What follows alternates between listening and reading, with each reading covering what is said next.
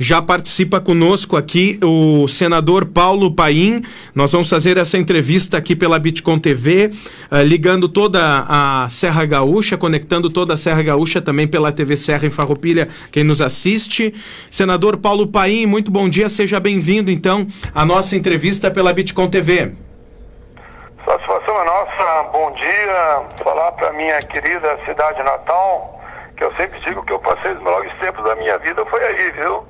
Olha só. Pescando nesses rios aí, tomando banho numa cascata que tinha, se eu não me engano, lá no 30, olha só a minha cabeça, eu quero visitar aquilo lá.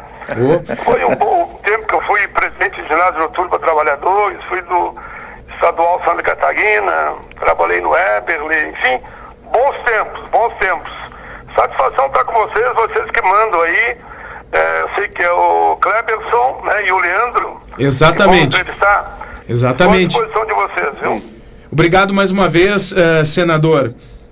Vamos seguir então aqui com a nossa pauta de hoje. Nós vamos fazer essa análise política com todos os senadores e é uma honra estar recebendo o senhor aqui como o primeiro dessa sequência. Até como o senhor muito bem lembrou, o senhor é nato dessa cidade, né? Tem toda uma história e trajetória e conhece muito bem o povo daqui.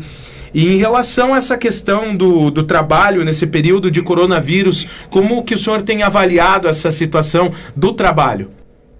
Olha, eu estou de fato muito preocupado, né? Nós já, nesse tempo de pandemia, já aumentou em 5 milhões o número de pessoas que ficaram desempregadas, que tinham algum tipo de atividade e estão desempregadas. Conforme o Sebrae, 650 mil empresas pequenas e micros, né, fecharam as portas. O desemprego, todos os especialistas apontam em matéria, não é só quem tem carteira assinada, mas quem perdeu o emprego, nós vamos chegar aí a 20 milhões de pessoas. Houve um aumento de procura de seguro-desemprego nesse período de 70%, 76% a mais do que antes do período da pandemia. 76%. Olha, nós aqui no Congresso temos feito o possível e o imaginável para atender, mas acontece que a burocracia, por parte do governo, faz com que o dinheiro não chegue lá na ponta, né?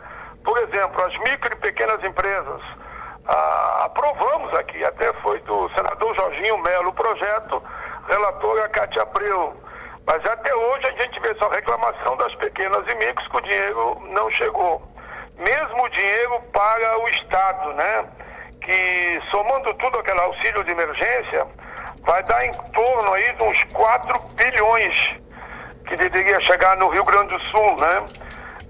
Precisamente 3 bi e 684 milhões. Depois com a Lei Candir, aquele acordo feito no Supremo e depois ajustado, dá 6,9 bi, sendo 4,9 para o Estado e 2 bi para os municípios. É bom lembrar, quando eu falei desses quase 4 bi, vai destinado para o Estado em torno de 2 bilhões e 205 milhões, mas para os municípios, claro, os 497, 1 bi e 945 milhões. Mas até agora, pelo que percebo, o dinheiro não chegou exatamente onde tinha que chegar. Um outro problema grande é que via a medida provisória, se eu não me engano, a 936, que vai ser votada ainda no Senado, mas já votada na Câmara, mas para quem está ouvindo, toda a medida provisória editada tem força de lei, nós vemos que muita gente que fez acordo baseado na medida provisória de receber 50% do salário, por exemplo, né? Os outros 50% aí no banco, muita gente reclama, diz para cá que chega no banco não tem nada. Não é que a empresa não encaminhou os papéis, encaminhou. É que o banco diz que, por parte do governo, não chegou lá ainda essa diferença que seria o correspondente ao seguro-desemprego. Infelizmente foi vetado um segundo projeto da urgência, chamado projeto de urgência, ajuda de emergência, que nós estendia para uma série de outros setores, que ia atender mais em torno de 15 milhões dos chamados setores vulneráveis.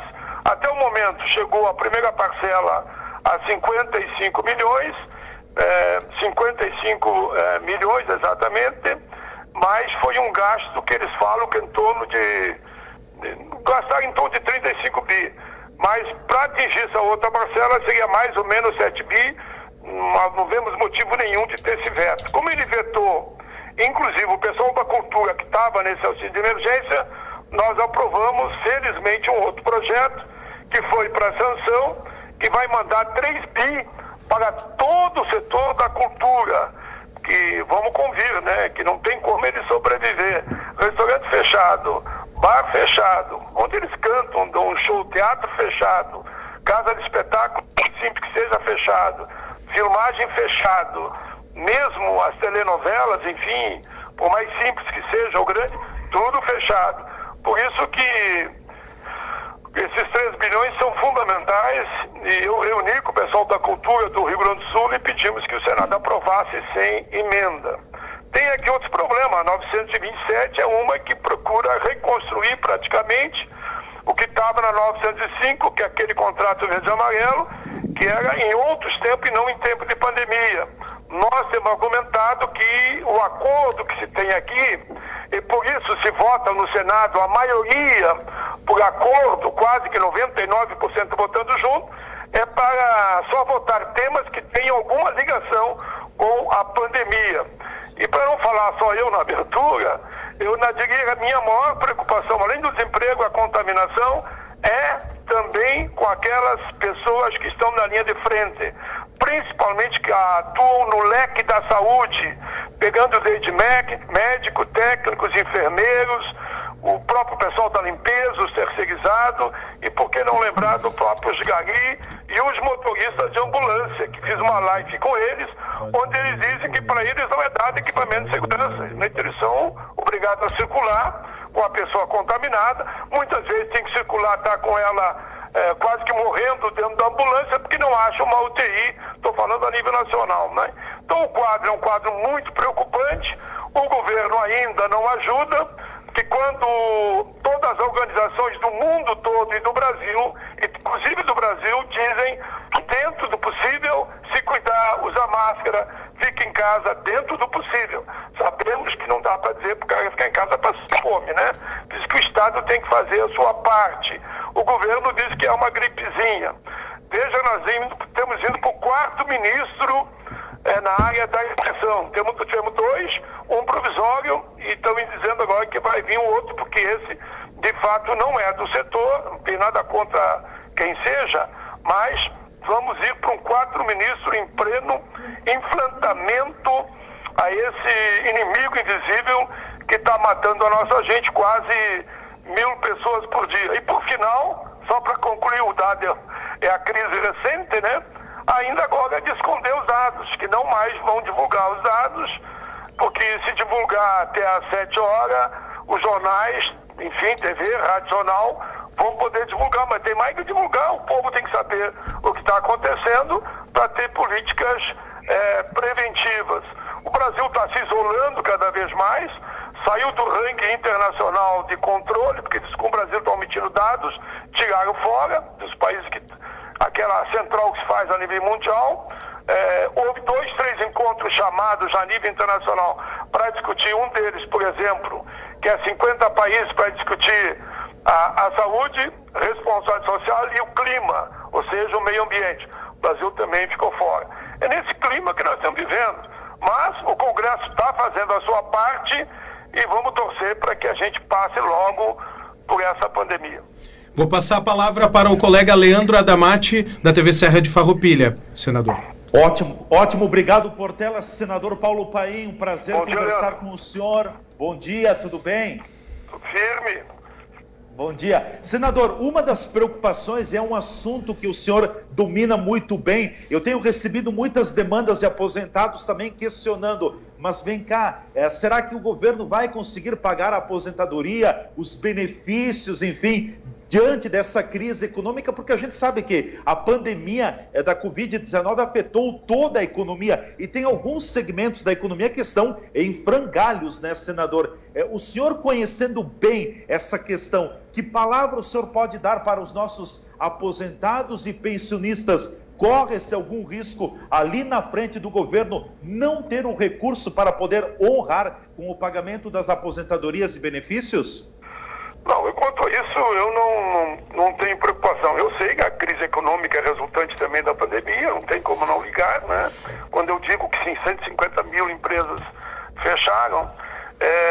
Mas, pelo outro lado, eu tenho uma certa segurança, porque no debate da Previdência, eu que sempre disse que a Previdência era superavitária, e continuo dizendo, e como ainda diminuíram uma série de recursos, aumentou o superávit da Previdência, e, consequentemente, é só cobrar os grandes devedores, e grande é grande que tem dinheiro mesmo, e acionar que vá pagando.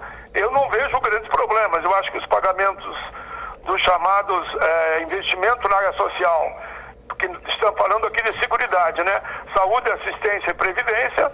A saúde, um dos motivos seria só acabar com o congelamento proposto pela emenda 95, que proíbe investimento na saúde, na assistência e na própria previdência, qualquer investimento no país, né? Eu dei o exemplo que é o tema que estamos tratando. Essa emenda 95 já veio para a Comissão de Direitos Humanos que eu presido, eu sou relator, eu avoquei para mim e já dei o parecer para arquivar, ou seja, para que ela não continue congelando os investimentos no país. O que os aposentados pedem muito também, e eles têm razão, é porque sabemos nós outros tantos que quem cuida de grande parte da família são exatamente os aposentados, ainda mais em época de desemprego e de pandemia, em que está provado que 65% das famílias já perderam, as famílias brasileiras tiveram um prejuízo na renda que pode chegar a 65%.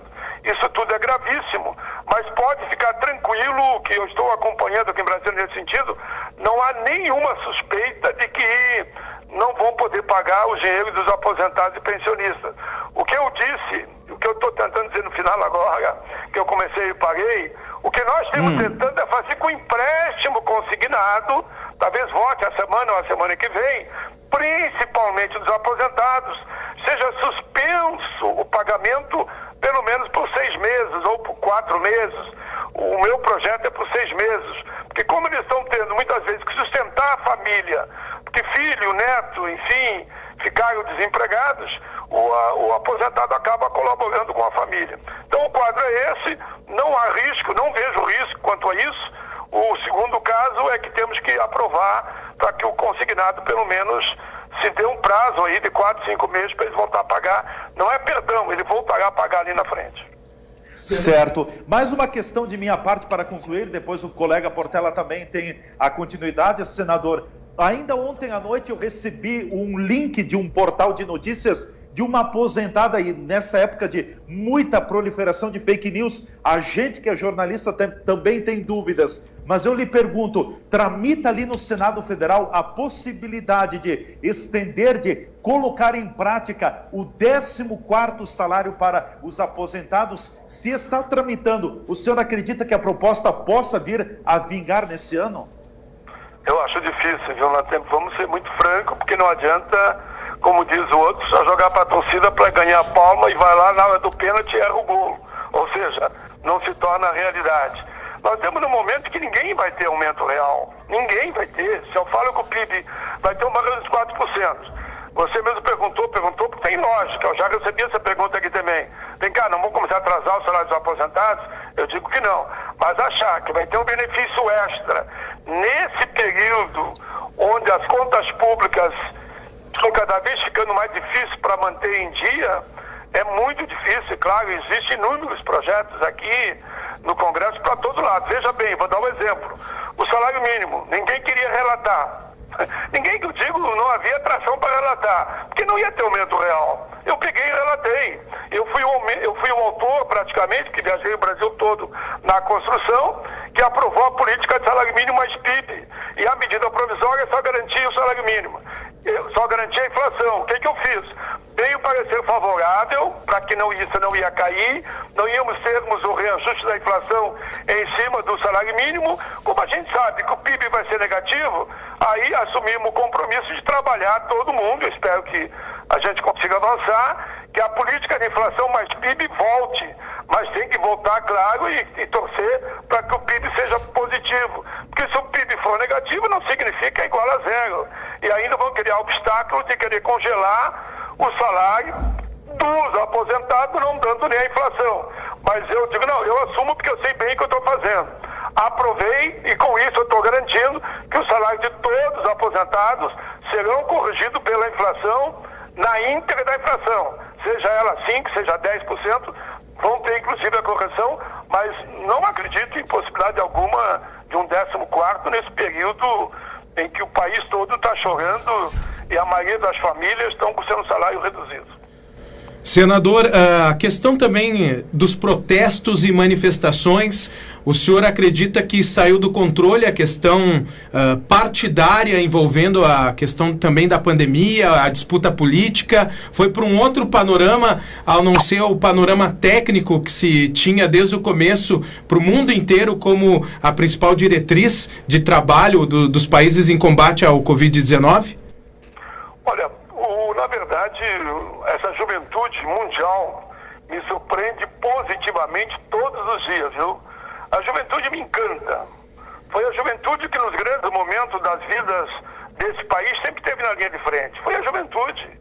E olha que eu estou com 70, estou animado com a juventude, que eu fui jovem também, e por isso participei de movimento de ruas em Porto Alegre, enfim, como presidente, como líder estudantil e depois presidente do sindicato. Hoje eu estou com 70 anos, e olha a juventude do mundo fazendo esse movimento contra o racismo, contra a violência, pela paz, contra a intolerância. Esse é um movimento bonito que encanta a humanidade, né? Em tempo de pandemia, salvar vidas.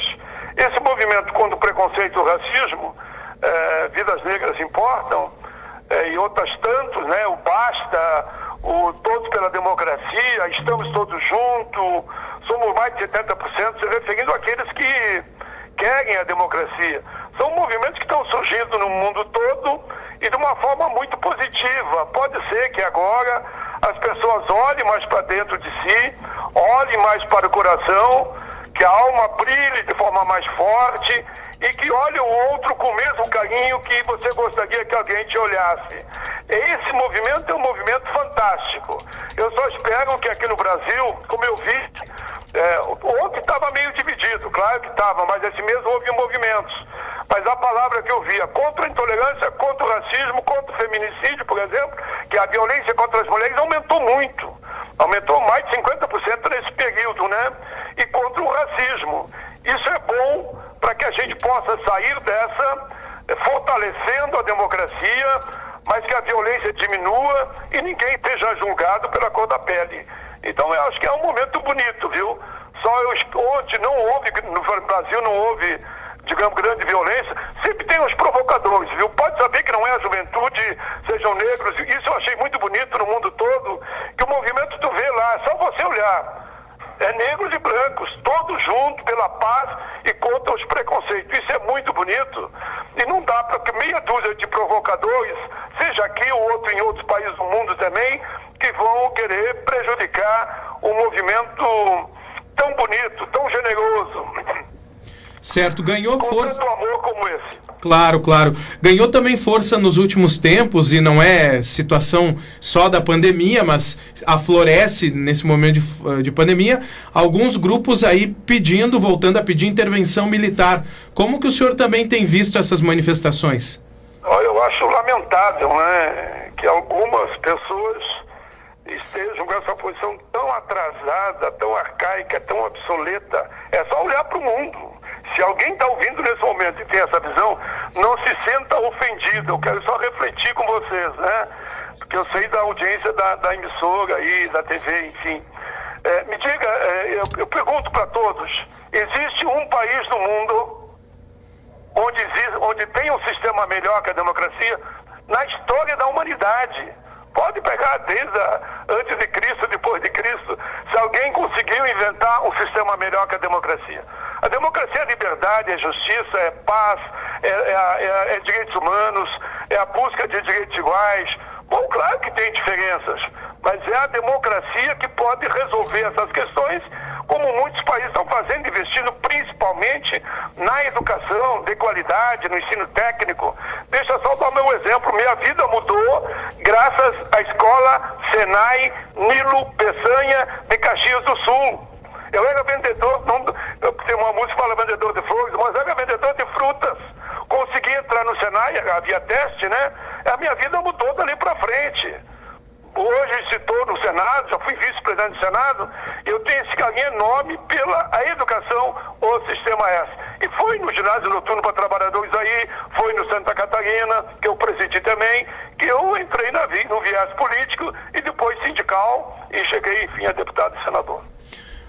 Como o senhor também vê a questão da polarização para as eleições 2020, também toda essa situação da pandemia, o senhor acredita que as eleições serão transferidas para outra data, ou o senhor acredita que isso vai seguir aí o trâmite normal? Olha, já fizemos 3 senadores, nós já fizemos 2 reuniões com as associações de prefeitos aí do nosso estado. O que a gente percebe? Todos preferem que a eleição seja realmente no mês de outubro, como é histórico.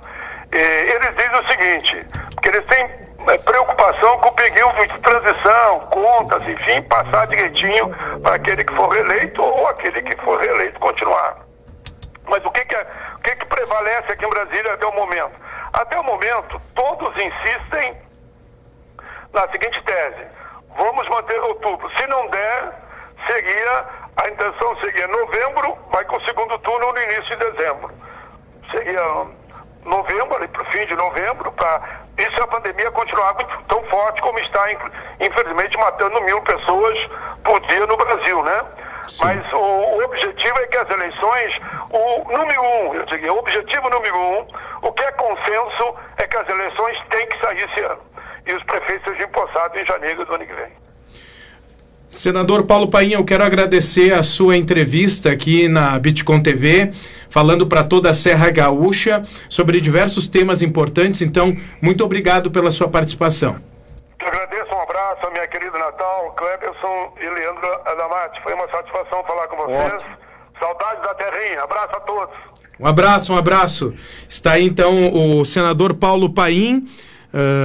Prestou aqui, Leandro Adamati, aí um grande esclarecimento sobre os trabalhos que vêm sendo realizados pelo Senado, vários pontos, inclusive um ponto que você abordou bastante aí, que é a questão das dúvidas sobre a aposentadoria e como fica perante toda essa situação.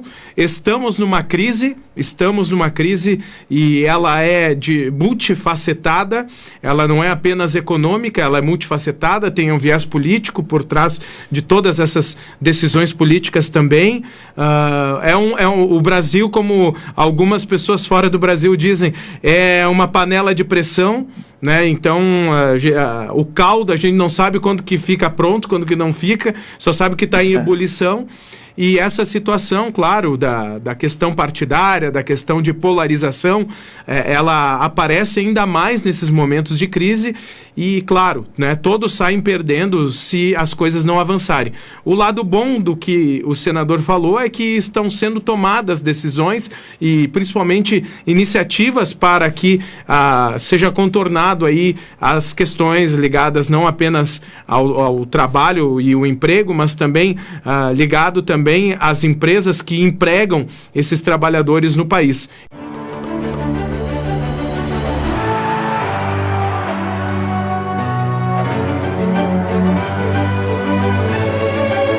Bitcom TV.